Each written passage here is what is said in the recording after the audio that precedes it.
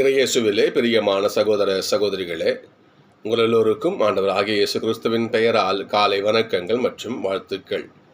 நான் உங்கள் அகஸ்டின் வேதியர். இன்று ஜூன் மாதம் 20ஆம் தேதி 2024ஆம் ஆண்டு. ஆண்டவரின் மடியில் 5 நிமிடங்கள். நான் ஒரு முறை வேளாங்கண்ணிக்கு சென்றிருந்தேன். அங்கே ஒரு மறியியல் கருத்தரங்கு, மெரியாலஜி. இப்படி அங்கே போன பொழுது மதிய இடைவேளை லஞ்சுக்கு அப்புறம் கொஞ்சம் ரெஸ்ட் கொடுப்பாங்க, கொஞ்சம் வெளியோடி போயிட்டு வரலாம். அப்போது இந்த மாதா குளத்துக்கும் கடற்கரை கோயில் அந்த பழைய வேளாண் புது வேளாங்கனுக்கும் சில கேப் இருக்கும் இல்லையா, அதுக்கு முன்னாடி வாக் பண்ணிட்டுருப்போம். அப்படி அப்போது நிறைய புனிதர்கள் சொன்ன வார்த்தைகளை அங்கே போர்டில் எழுதி வச்சுருப்பாங்க. அதில் எனக்கு மிகவும் கவர்ந்த ஒரு வார்த்தை, ஆனால் எந்த புனிதர்கள் நினைவில்லை. புனிதர் வார்த்தை எழுதி வச்சுருப்பாங்க, எனக்கு எந்த புனிதருக்கு எனக்கு ஞாபகம் இல்லை. ஆனால் அங்கே சொன்ன வார்த்தை, அவர் சொன்ன வார்த்தை இன்னும் மனசில் அப்படியே பதிஞ்சிருக்குது. என்னன்னு சொன்னால், ஜபிக்கின்ற 100 வீரர்களை என்கிட்ட கொடுங்க, இந்த உலகத்தையே வென்று காட்டுகிறேன் என்ற வார்த்தை. இது எந்த புனிதர் தெரியல.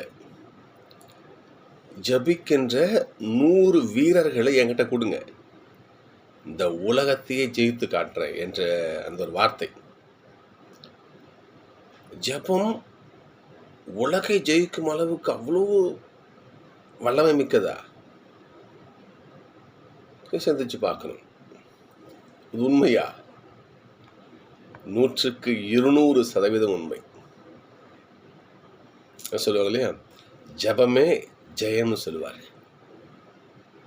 ஜபிக்கின்றவன் வாழ்வாங்க வாழ்வான், ஜபிக்கின்ற குடும்பம் வாழ்வாங்க வாழும் சொல்லுவாங்க. நேற்று நம்ம சிந்திச்சோம், நாம எப்படி ஜபிக்கணும்னு ஏசப்பா சொல்லி கொடுத்தாரு. மறைவா ஜபிங்க, தம்பட்டம் அடிக்காதீங்க இல்லையா, தெரு முக்குலையும் சந்த வெளியிலையும் ஜபிக்காதீங்க. வீட்டுக்குள்ளே போயிட்டு உங்கள் கதவை தாழ் போட்டு உள்ளே ஜபிங்க. உங்களுக்கு தேவையான அப்பாவுக்கு தெரியும், உங்களுக்கு அவர் கொடுப்பார். மறைவாக உள்ளதை, உங்களுடைய ஜெபத்தை, உங்கள் வேண்டுதலை மறைவாக இருக்கும் தந்தை அவர் தெரிஞ்சுப்பார். சரிங்களா? அவ்வாறு சொன்ன இயேசப்பா இன்றைக்கு நம்முடைய இயேசு ஆண்டவர் நீங்கள் என்ன ஜபிக்கணும், எப்படி ஜபிக்கணும்னு சொல்லி கொடுத்தாரு நேற்று. இன்றைக்கு நீ என்ன ஜபிக்கணும் சொல்லி கொடுக்குறேன். நான் செவன பண்ணுறாருங்க, கர்த்தர் கற்பித்த ஜெபம். இயேசு நமக்கு சொல்லி கொடுத்த ஜெபம் இன்னைக்கு நமக்கு நற்செய்தியாக வந்திருக்குது. பாருங்க, சொல்ல வார்த்தைக்கு பாருங்களேன். நீங்கள் மிகுதியான வார்த்தையை அடிக்கிட்டே போகாதீங்க,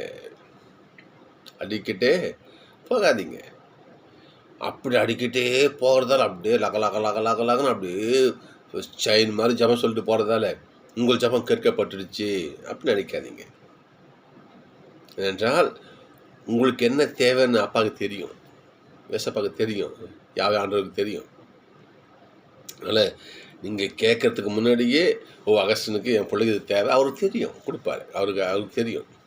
அதனால் நீ கேட்கணும்னு அவசியம் கிடையாது. அதனால் உங்களுடைய ஜபத்தை சுருக்கமாக எப்படி பாருங்க பார்ப்போம். முதல்ல ஆண்டவருக்கு மகிமை செய்யுங்கள். விண்ணில் இருக்கிற எங்கள் தந்தையே, பெயர் தூயதான போற்ற பெறுக. ஆண்டவரை வாழ்த்துங்க முதல்ல. ஏனென்றால் நமக்கு அனைத்தையும் கொடுக்குற அவர் தானே. ஆண்டவரை வாழ்த்துங்கள்.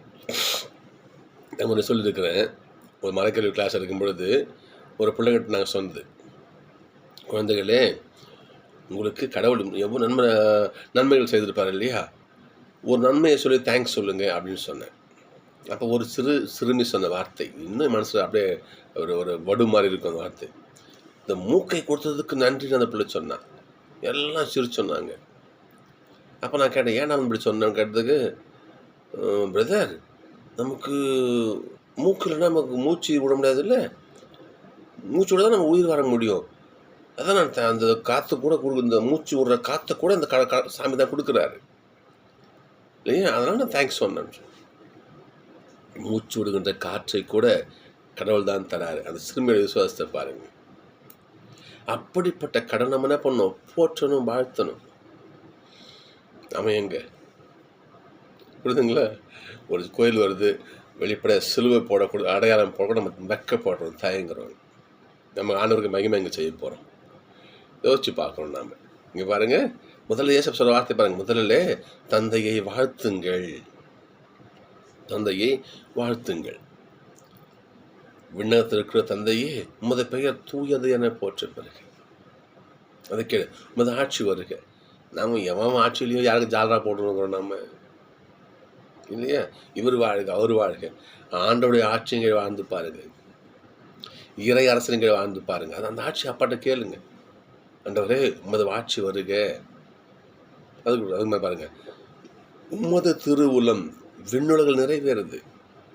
விண்ணுலகம் ஆண்டவருடைய அறியாமல் இருக்கும் இடம். அவர் சொல்கிற வார்த்தை நடக்குது, அதே போல் இங்கேயும் நடக்கணும் ஆண்டவரே என்று ஆண்டோடைய வார்த்தையுடைய பலனை கேளுங்க. இல்லைங்களா? அதுக்கப்புறம் என்ன பண்ணுங்க, உங்களுடைய தேவை ஆண்டோடைய மகிமைப்படுத்துங்க. அப்புறம் உங்கள் தேவையை கேளுங்க. எங்களுக்கு பார்ப்போம், எங்களுக்கு என்ன அன்றாட உணவு, எங்களுக்கு தேவைகளை ஆண்டவரே பூர்த்தி செய்யுங்க. ஒன்று, எங்கள் தேவை உணவு, உடை, உறைவிடம், என்னவோ எங்களுடைய தேவைகளை பூர்த்தி செய்யுங்க. அடுத்து பாருங்க பார்ப்போம், இன்னொன்று, எங்களை குற்றங்களை மன்னிங்க. ஆனால் எப்படி மன்னிக்கணுமா? அதை நம்ம விட்டுட்டோம் பார்த்தீங்களா? எப்படி மன்னிக்கணுமா? நாங்கள் எங்களுக்கு எதிராக குற்றம் செய்தவர்களை மன்னித்து உள்ளது போல, ஞாபகம் வச்சுக்கணும், மன்னிப்பது போல அப்படி சொல்லக்கூடாது. மன்னித்துள்ளது அப்படின்னு நடத்தணும். நாம் நமக்கு எதிராக பிறர் செய்த குற்றம் குறைகளை நம்ம மன்னிச்சு இருக்கணும். ஏசா சொல்லுவார் பாருங்க, மன்னியுங்கள் மன்னிப்பு பெறுவீர்கள்னு சொல்லுவாங்க. சரிங்களா? மன்னியுங்கள் மன்னிப்பு பெறுவீர்கள். அப்புறம் நம்ம என்ன செஞ்சுருக்கணும், நம்ம மன்னிச்சிருக்கணும்.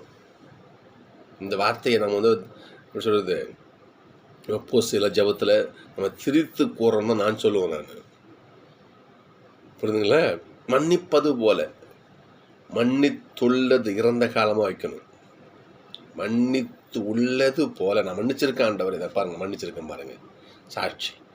அந்த மாதிரி ஆண்டவரே எங்களுக்கு கொடுத்து நீங்கள் மன்னிச்சுங்க ஐயா அப்பட்ட கேட்கணும். நீ மன்னிக்காம அடுத்தவங்க கொடுத்த குற்றத்தை நீ குத்தி குத்தி காட்டி பழி வாங்கிட்டு நீ உன்னுடைய தப்பை மன்னிச்சிருங்கன்னு கேட்குறவங்க தகுதி யோசிச்சு பாருங்க, பார்ப்போம், சிந்திச்சு பார்க்கணும். அப்போ இந்த ஜபம் மிகப்பெரிய ஒரு ஜபத்தை யோசிச்சு பாருங்க பார்ப்போம். நாங்கள் பிறர் குற்றங்களை மன்னித்து உள்ளது போல தந்தையே எங்களை மன்னிச்சிருங்கப்பா.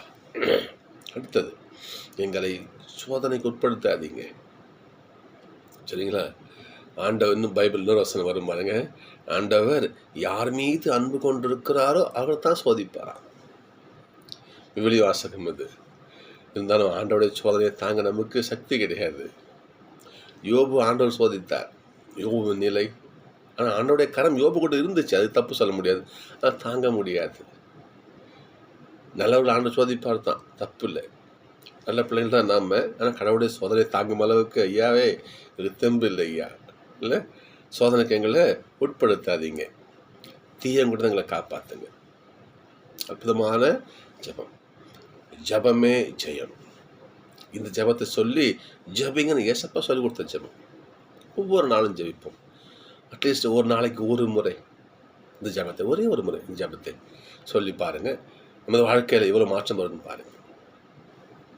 ஜபத்திற்காகவே வாழ்ந்த ஒருவர், எல்லா இறை வாக்குகளுக்கும் எப்படி சொல்றது, ஒரு ஒரு ஒரு முதல் ஆளாக திகழ்ந்த ஒருவர் தூய எலியா. சரிங்களா? எனவேதான் எலியாவை இயேசுவுக்கு ஒப்பிட்டு பேசுவார்கள். ஏசப்பா கேட்பார், நான் இஸ்ரேலோட கேட்பார், நான் யாருன்னு எல்லாம் சொல்கிறாங்க அப்படின்னு கேட்பார். அப்போ புனிதர் சொல்லுவார்கள், அப்போ சொல்லுவாங்க பாருங்க, நீங்கள் எலியா எனவும், இல்லையா, இறைவாக்குன்னு ஒருத்தர். அப்போ எலியா யாருன்னா இறை மகன் இயேசுவுக்கு இணையாக ஒப்பிடப்பட்ட ஒரு இறைவாக்கியம். அப்போ எந்த அளவுக்கு ஒரு நபராக பாருங்க போகிறேன். இப்போ அந்த அளவுக்கு அவர் போற்றப்பட்ட காரணம் என்ன? இன்னொரு ஒரு பாரம்பரியம் உண்டான் இஸ்ரேல், அந்த யூத மக்களுக்கு ஒரு ஒரு ஒரு நம்பிக்கை உண்டான். எப்படின்னா, எலியா மீண்டும் வருவார் என்றால். எலியா அவ்வளோ வல்லமிக்க காரியங்களை செய்தார். அவ்வளவு ஜப வீரர் அவர். இல்லையா? அந்த மலையில் பாகால் தெய்வ பூசாரிகளுக்கும் எலியாவுக்கும் நடக்கிற அந்த நிகழ்வை படித்து பாருங்க. நீங்கள் நாள் ஃபுல்லாக கத்திட்டு இருப்பாங்க. பாகாலுடைய பூசாரிங்க, பாகாலே வா வா. எலியாவோட ஜபத்தை பாருங்க. அப்போ லவ லவ லவன்னு இருக்காது. ஆண்டவரே நீர் உண்மையாக நிரூபிங்க ஆண்டவரே. முடிஞ்சு போச்சு, அவ்வளோதான். இந்த பலிப்பீடம் ஆண்டோட நெருப்பினால் சுட்டரிக்கப்பட்டு கட்டாந்தரையாக்கப்படும். ஜப வீரராக அவர் திகழ்ந்தார். அவர் செய்த ஆண்டவர் எலியா வழியாக செய்த அத்தனை அற்புத காரியங்களையும் சீராக் பட்டியல் போடுறார். அவர் ஏன் இப்படி செஞ்சாரு, ரொம்ப நம்ம அந்த ஒரு வார்த்தை மட்டும் நமக்கு அது மனசில் பதிஞ்சா போதும் நினைக்கிறாரு. நல்லா பாருங்க பார்ப்போம். இறைவாக்கின் எலியா நெருப்பு போல எழுந்தார், தீவட்டி போல அவருடைய சொற்கள் பற்றி எரிந்தது. அவ்வளவு நெருப்பு போல அவர் சொன்னா நடக்கும். நெருப்பு போல ஒரு வார்த்தை இருந்தது. எதனால? தம் பற்று ஆர்வத்தால், ஆண்டவர் மீது கொண்ட பற்று ஆர்வம். என் ஆண்டவர் இவர் செய்வார், என் ஆண்டவர் எனக்காக செய்வார். ஆண்டவர் மீது கொண்ட பற்று, அன்பு, உறுதியான நம்பிக்கையால அந்த வார்த்தையை நல்லா கவனிக்கணும். தம் பற்று ஆர்வத்தால் இதெல்லாம் செஞ்சார் அவர் ஜெபிச்சு நடக்குது. ஏன்? கடவுள் கொண்ட பற்று ஆர்வம். என்ன ஆண்டவரியா எனக்காக கொடுப்பாரியா, செய்வாரியா. ஆக விட்டு போறாரு. உன் நாட்டில் எந்த மழையும் பெய்யாது, எதுவும் மழையே பெய்யாதுன்னு சொல்லிட்டு போறாரு. நடக்குது. ஆண்டவர் அந்த வார்த்தையை உதிக்க செய்தார், நிறைவேற்றினார். புரியுதுங்களா? ஆகவட்ட போயிட்டு எலியா எவருக்கு ஜாலரா போடுற எலியா கிடையாது, கண்டிக்கிறாரு. நாபோத்துடைய தாஷ்டத்தை எவ்வளோ பக்காவாக பிளான் பண்ணி பிடுங்க முயற்சி பண்ணுறல, நீ நாபோத்துடைய எந்த இடத்துல அவருடைய ரத்தத்தை நாய்கள் நக்கியதோ அதே இடத்துல உன் ரத்தத்தை நாய் நக்கும் பாரு என்று சொல்லுகிறார். மனம் மாறுகிறான். ஈசபேலை கண்டிக்க. ஏன்னா ஏன் சொல்கிறேன்னா, அவர் யாரைக்கும் ஜாலரா போட்டு கை கும்பிட்டு போகிறவர் கிடையாது. அதனால் ஜெப வீரர்கள் அப்படி இருக்க மாட்டாங்க. எலியா இருந்தார். இதுதான் இன்றைக்கு திருச்சபை இந்த வாசத்தை நமக்கு கொடுக்குது. இன்னைக்கு எலியா அவ்வளவு ஜப வீரராய் அவர் இருந்தார், திகழ்ந்தார்னு சொல்லுது. சகோதரர்களே, நாமும் நம்முடைய வாழ்க்கையில் ஜப வீரர்களாக வாழ முயற்சி செய்வோம். ஏசப்பா சொல்வது போல லக லக லகன்னு நீங்கள் நம்முடைய ஜபத்தை அடிக்கிட்டே போகிறதால நம்ம ஜபம் கேட்கப்பட்டுருது என்று நம்ம அந்த ஒரு நினைப்பில் நம்ம கற்பனை காண வேண்டாம். ஏன்னா நம்மளுடைய தேவை ஆண்டவருக்கு தெரியும். நல்லா சுருக்கமாக ஆண்டவரை வாழ்த்துவோம், நம்முடைய தேவையை கேட்போம். அப்படி செஞ்சு பாருங்க பார்ப்போம். நம்முடைய ஜபம் 100க்கு 100 கேட்கப்படும். சகோதரர்களே, சும்மா என்ன பண்ணுறது, ஒரு எப்படி சொல்கிறது, ஒரு இந்த உலகமே அவருடைய கால்மனை தான் சொல்லுவாங்களே, அவருக்கு தெரியும். இந்த உலகமே அவருடைய கால்மனை தான். நம்ம எல்லாம் அவருடைய பாதத்தில் குடியிருக்கிற பிள்ளைகள். எனவே நாம் பிதற்றாமல், இல்லையா, எல்லாரும் சில பேர் நம்புறாங்கல்ல, ஜபத்தில் அப்படியே 1 மணி நேரம் டக்க டக்க டக்க டக்குன்னு நம்பிக்கையோடு கூடிய ஜபம் ஆண்டோடைய திருக்கரத்தை அசைக்கும். அகசுனர் சொல்லுவார், அகிலமே அசைக்க முடியாத ஆண்டோடைய திருக்கரத்தை அடியன் சிறு ஜபம் ஆஸ்திரன்னு சொல்லுவார். ஆண்டோடைய கரத்தை யாராலும் அசைக்க முடியாது. அப்படிப்பட்ட ஆண்டோடைய கரத்தை என்னோட சின்ன ஜபம் ஆஸ்திரமா, அந்த கரத்துக்கு ஆசிர்வதிக்க வச்சிருமா. ஜபத்துக்கு அவ்வளவு மகிமை உண்டு. எனவே நாம் சிறு ஜபமாக இருந்தாலும் நம்பிக்கையோடு தூய எலியாவை போல பற்றுறுதியோடு ஜபித்தால் நிச்சயம் அஞ்சபம் கேட்கப்படும், ஆண்டவருடைய கரம் அசைக்கப்படும், அவருடைய திரு பார்வை நம் மீது திரும்பும். நன்றி. நாளை சந்திப்போம்.